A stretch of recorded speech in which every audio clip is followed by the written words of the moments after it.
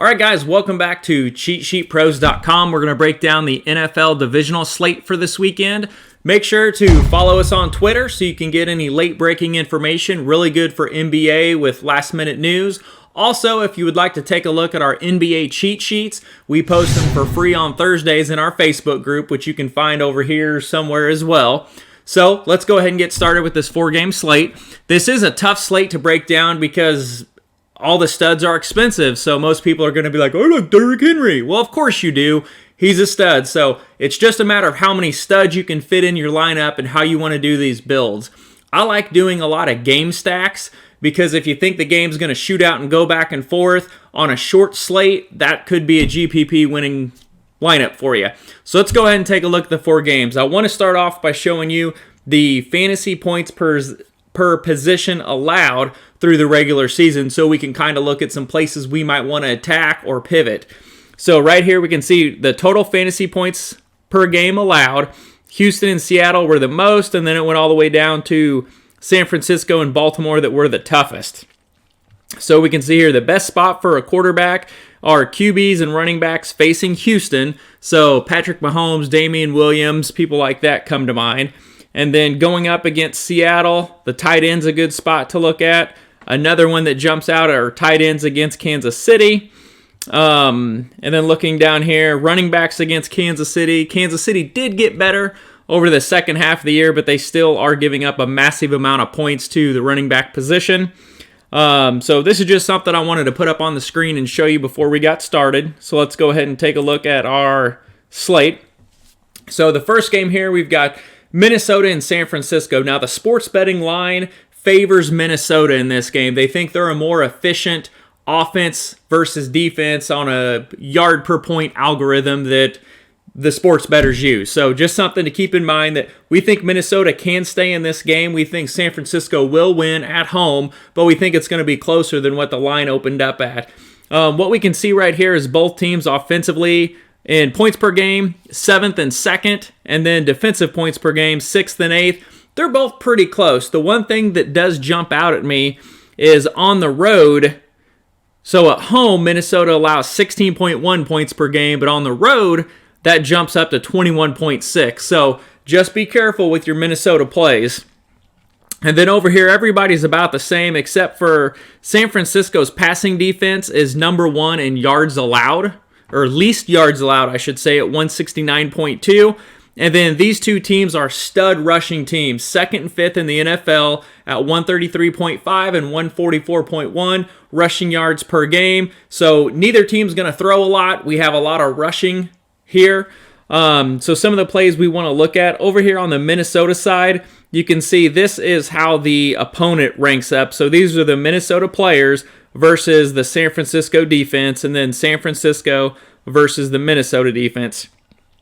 So Dalvin Cook at 8,000 seems a little bit expensive, but he got a massive workload last week. So, I mean, he's not a bad play if they are able to stay in this game. He's either going to be running the ball a ton, scoring touchdowns, or catching screen passes out of the backfield. So, of course, we don't mind him. He's a little bit more expensive, and he's my least favorite of the top 3 or 4 running backs. And you can see here, San Francisco has the 11th rated DVOA rush defense and the 2nd rated DVOA pass defense. Adam Thielen is someone, he's got a tough cornerback matchup this week. He should see a lot of Sherman. So curious to see how that works out, but he did get back on top last week with 7 catches for 129 yards and 22.2 DK points, which was fantastic.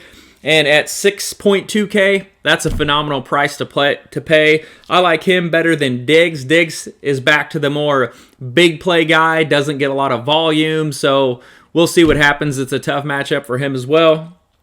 And then flipping over to the San Francisco side of the ball. So Vegas has them projected to score about 26 points. Our model has them about 28 and a half. So we have them scoring more points than Vegas does. So you definitely want to look at some San Francisco players. Now, San Francisco is rushing for 144.1 yards per game, which is insane. That's a ton. So over here we can look up Mostert, Breida, Coleman. Now, Breida and Coleman are 3,300 and 3,500. They're decent punts. They don't get a lot of volume right now, But if they get 7 catches or 7 rushes, 1 or 2 catches, and a touchdown, that easily could give you 4x value because they only need about 13 to 14 points. Moster's the one most people are going to look at 5,800. The one thing I will warn you is all of his production, if they look at your fantasy points per game, he has a just massive run of the last 4 or 5 games, but he scored a touchdown in every game, and some games 2 touchdowns. So if you take that touchdown away, look and see what he did. So a lot of those games that's 10 rushes for 58 yards, you're looking at 11 points if he doesn't get the touchdown. The touchdown's going to put him up closer to 20, so be careful using him. That's one thing you need to keep in mind, especially since he's going up against the ninth rated DVOA rush defense. Now, the one hole here is you can see the passing defense for Minnesota, and especially on the road, they're allowing 39.6 fantasy points to wide receivers. So I do like Jimmy Garoppolo with some of his wide receivers here. So the main 2 you're going to look at are Deebo Samuel at 52 or Emmanuel Sanders at 54. I originally went Sanders, and then once I looked into the data, I actually went back to Deebo a little bit more.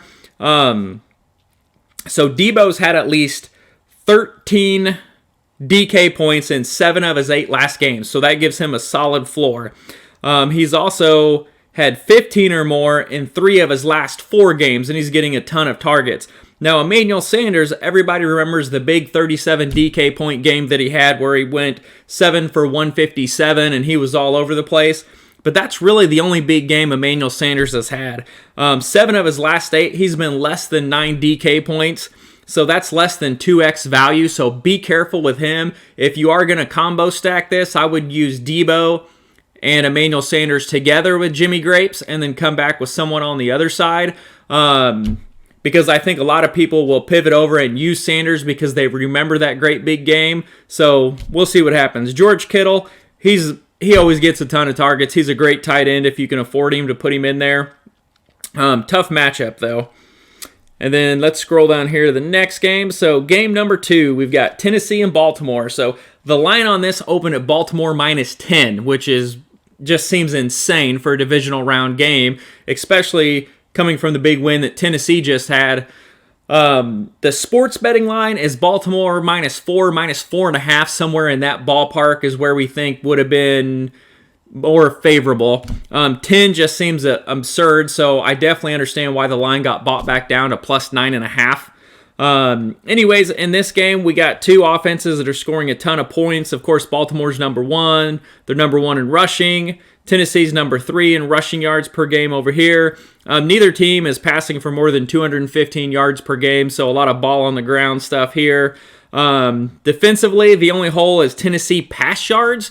So both teams are strong at rush D. So Baltimore's allowing 93.4 and Tennessee 104.1 rush yards per game. So both in that 90 to 105 range. But passing-wise, Baltimore's only allowing 207, while Tennessee's allowing 252, which is 24th in the NFL. So that's the one hole that I do see. So if Baltimore struggles to run, Mark Ingram can't go, he's not fully healthy, this could be a sneaky game where Lamar Jackson throws for 3 or 4 touchdowns. And the one player that jumps out at me is Marquise Brown at 4,400. That just seems extremely too cheap for me. He's got 5x upside. I mean, at 4,400, we need, 22 DK points for 5x, and he's done that several times this year. So this is really going to come down to, can Baltimore run effectively, or are they going to need to throw? If they need to throw, Marquise Brown's the one that's usually targeted the most. He's their default number 1 wide receiver. And then Mark Andrews is also solid. And you can see here that they are 20th versus covering the tight end. So Marquise Brown, Mark Andrews would be a good stack to go with Lamar if you're going to go the passing game. Otherwise, Lamar, Mark Ingram, you can go with the running game stack there. Either one is fine. Over here on the Tennessee side, so Derrick Henry, 8,200 seems expensive, but this guy has been an absolute beast. So in the last 2 games, he has a combined 72 DK points, 66 carries, 393 yards, and 4 touchdowns. That is insane. So he's averaging 33 carries a game over his last 2 games. So I don't think they're going to change anything here. to win the game, they need to kill the clock and keep Baltimore off the field. So I think you're going to see a lot of Derrick Henry. So he could go 150 and a touchdown. So I definitely think there's value in his price. If you do play Derrick Henry, I would stay away from the receivers. As we saw last week at one point in the game, I went to look at the stats for Ryan Tannehill, and he had like 48 yards passing. I'm like, what? So clearly, if you're going to play Henry, don't play the receivers with him. Go one or the other. If you want to be contrarian and fade Henry, then you can go take a look at A.J. Brown and Corey Davis, or A.J. Brown and Sharp, one of those two, and maybe they'll flip the script. That will definitely be lower owned than the Derrick Henry play. Jonnu Smith isn't bad. I mean, he's cheap. Small slate. Yeah, I could see that. The other ones we want to look at... Oh, I want to touch on Lamar. So Lamar is $8,400. He's the most expensive quarterback, but I think he's the safest quarterback just because of his rushing upside. Now, a lot of people are going to go to Mahomes, but Mahomes has actually been less than 300 yards, I think, in 4 of his last 6. He hasn't been blowing up, although this is a spot where he could have a good game. Now, Lamar... he's got 4x upside on his price. He's got 33 plus DK points in 5 of his last 7 games. So that's an easy 4x matchup there. So if you can afford Lamar, he's the safest way to go for cash games. For GPPs, you could go anywhere because you want to be contrarian. Well, that's my take on Lamar. Going into game number 3, Houston versus my Kansas City Chiefs. So Vegas has this about 30-20, 30-21, somewhere in that ballpark. And our algo has it a little closer, 28 to 23, 28, 24, somewhere in that ballpark. The sports betting algo line is KC -6, -6.5. So opening up at 8 and jumping out to 9.5 to 10 just seems crazy, but hopefully Kansas City can do it. I'm biased, so I stay away from betting any Kansas City games. Now, the one thing I look at here, Kansas City has a much better offense. They're 4th in points per game. Passing yards, they're 5th at 281.1.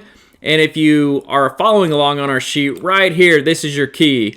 So Houston is 29th in passing yards allowed per game, which is a reason I think a lot of people might drop down off Lamar and go over to Mahomes, because Houston's giving up a ton of passing yards and they have one of the most prolific passers on their team.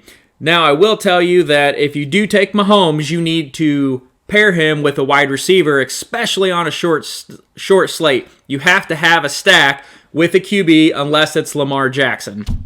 So for this one, Tyreek Hill's the number one. He's expensive at 76, but he has the best cornerback matchup.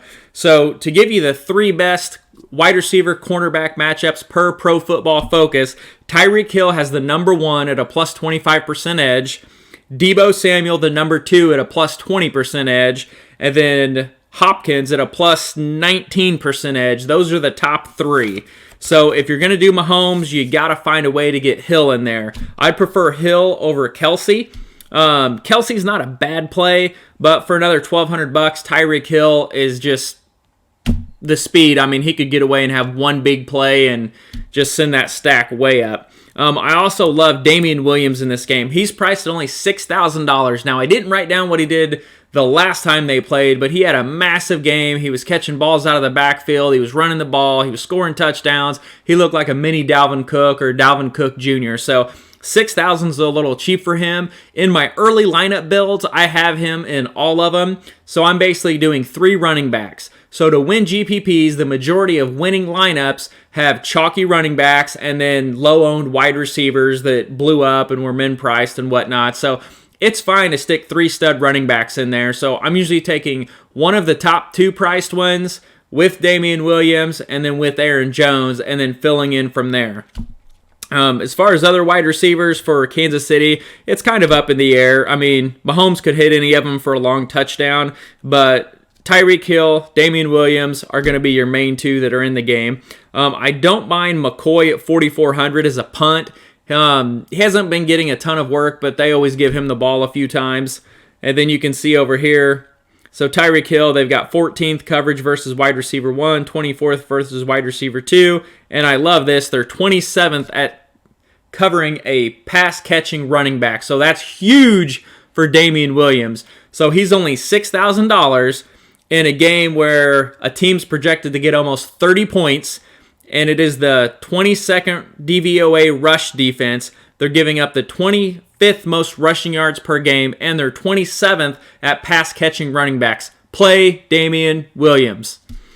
Over on the Houston side, Deshaun Watson, same old, same old. You know, you can use him. He gets it done. Kansas City has the 6th rated pass defense and the 29th rated rush defense. A lot of that was in the earlier part of the year. They got better as the year went on, but still, that's not too bad. I don't really like a lot of Carlos Hyde, Duke Johnson. Hyde, I don't mind for 5,000. I would rather spend up and take Damian for 6, although that may be chalky, so you may want to be a little contrarian. Hopkins, like we said, has the number 2 cornerback matchup, and he just gets a ton of targets for 7,400. So if you can fit him in there, that's perfectly fine. There's nothing wrong with that. And then one of these tight ends, Kansas City's 29th in fantasy points allowed to the tight end. So either one of those, they're both nothing to get excited about. So if you do 2 exact lineups, put each one of those lineups in a different one and then hope one of them goes off. Either way, a lot of points are going to be scored in this game.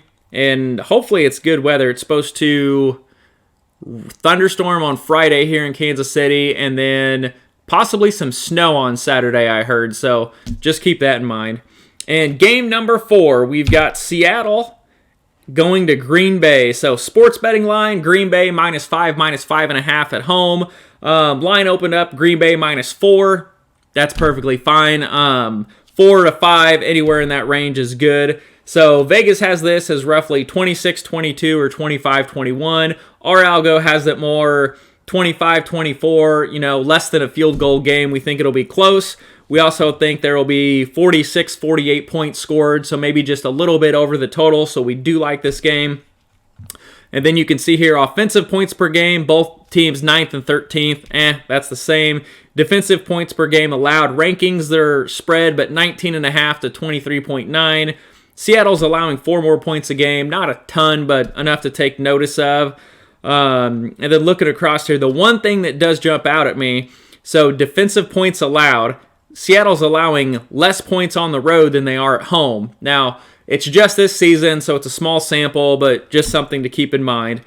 And then defensive yards allowed, 375, 352, okay. Yards allowed rushing, 117, 120, and they rank 22nd and 23rd. So teams are going to be able to run. Both of these teams should do well on the ground. And then on the passing yards, Seattle's giving up the 25th most passing yards. So, of course, we like Aaron Rodgers on the other side of that. The key here, though, is going to be Aaron Jones, and that's one of the running backs that I love because he's a little bit cheaper than Dalvin Cook and Derrick Henry, so you get a little bit more flexibility with your salary cap. Plus, Seattle is giving up the 22nd most rushing yards at 117.8, so that's good for us. We have Green Bay scoring over 24-25 points, so that's good for us. And then Aaron Jones gets the 26th rated DVOA rush defense. That's good for us. And then pass-catching running backs, 12th. Not great, but, decent. He's got Aaron Rodgers in there. So we like Aaron Rodgers at 65. He's much cheaper than Lamar and Patrick Mahomes. So if you need to save some salary and go down, that's probably what I'm looking at.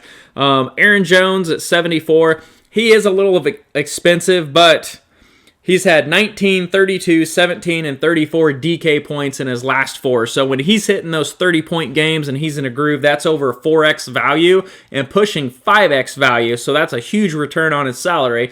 And you want to have a player that in the last 5 to 7 games, they've hit a 4x or a 5x game. 3x, okay, maybe for cash, but they want to have a window where you've seen them do something and give you that upside to either win a GPP or even cash a GPP and get an X value return on your money. Devontae Adams ain't bad. 7,800 seems like a lot.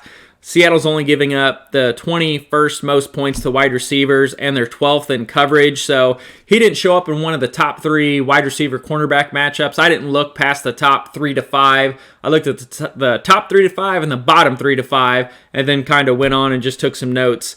But Devontae Adams is definitely the go-to. If you want to fade Adams, I don't mind going down here to Lazard at 45. He's solid.